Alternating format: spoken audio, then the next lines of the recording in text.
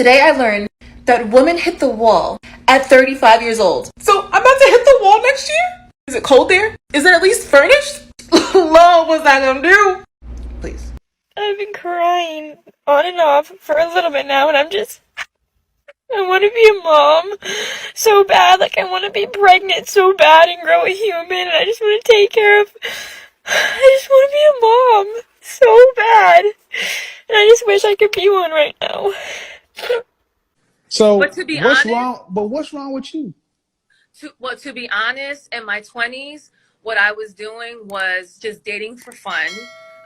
Dating, I'm going to be really blunt, dating like, rappers, athletes. And by time I was ready to sit down, I was already in my 30s, and I'm like, oh shit, like I've done give away my most precious years to just partying and being on the scene. And now that I'm in my 30s, I'm trying to date, and I really don't know what I like. Keep So going. I'm trying to figure out, what do I like? Because for the past 4 years, I've been engaged twice, and they weren't the ones. Have you been in therapy? Yes, I'm in therapy now. So I used to participate in casual hookup culture, and I felt like it was detrimental to my mental and sometimes physical health. And I just decided that basically I'd had enough of that, and I decided that I was not going to sleep with people anymore unless we were like pretty much dating. I personally feel as though men respect women differently once they have slept with them. And in my experience, I began to feel just disrespected by every single guy that I ever slept with. I always would feel like as soon as I gave it up to a guy, I would just be like trashed to the side. Like I was like disposable, and it was really affecting my mental health and like making my self-confidence a lot worse. And as I've gotten older, I began to value myself more than just being like a one-night stand or a casual hookup for a guy. I personally think that I am of higher value than that. And I just personally don't feel comfortable giving that part of myself to someone who has no intention of committing to me in any way.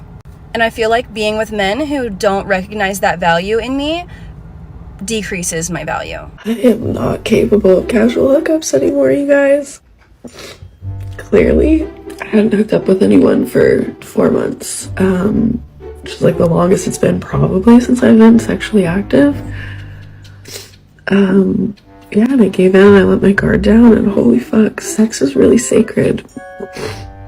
I'm a little bit mad at myself that I shared it so willy-nilly. Holy fuck, I did not realize how much I have been craving a really deep love. I'm a sensitive girl, you guys, holy shit. But now I know. Hookups are not for me. I used to be able, like a year ago, if you asked me all the names of people I hooked up with, I couldn't tell you. But yeah, wow,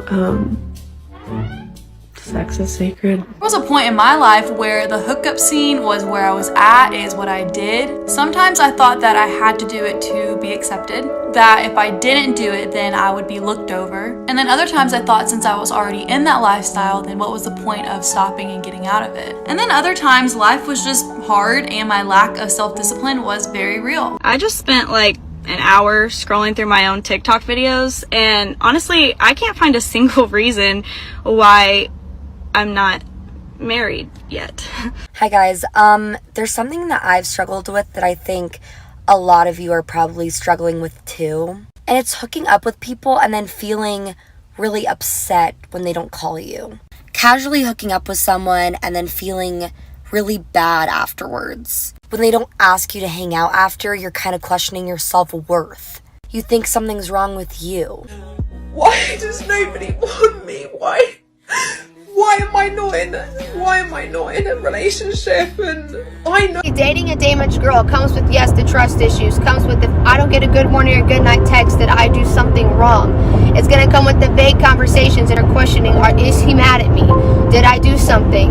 It's going to come with questioning the girl best friends because she's going to wonder, is he going to leave me like everybody else has for the ones he told me not to worry about?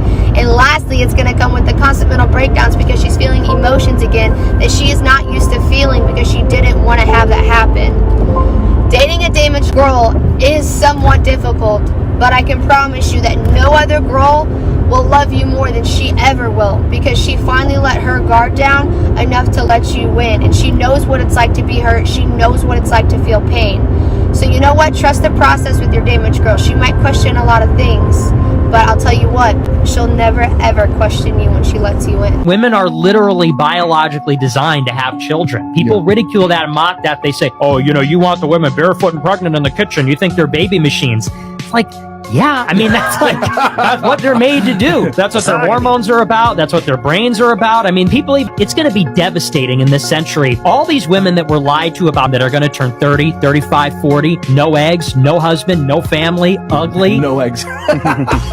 Going to be millions of them, and they're going to be miserable, and they're going to take it out on us. God help us. The reason why below bare minimum low effort men love to scare us with the prospect of being alone, of being worthless, is because they are projecting their fears of being alone and worthless. They simply cannot fathom that women are choosing to be single, because a man who does not have access to women is a loser as per the rules of the games of men. They cannot understand that they are not trophies in the world of women. Do you get it now? That's why they're always projecting, you're gonna hit the wall, you're gonna be worthless, so many bodies, you're not even a virgin. Like, that's why, because they are projecting their fears of being worthless, of being alone. I read this TikTok, and I'll credit her here. She said that men love to scare women about hitting the wall because they're projecting their own fears of being at the wall, because men are born at the wall. Then they have to prove themselves to get out of the wall. Do you get it now? So they're always projecting their fears onto women about hitting the wall because they are at the wall. Bestie, I'm telling you, there is no wall for women. Women are desirable at any and all ages. Now you know.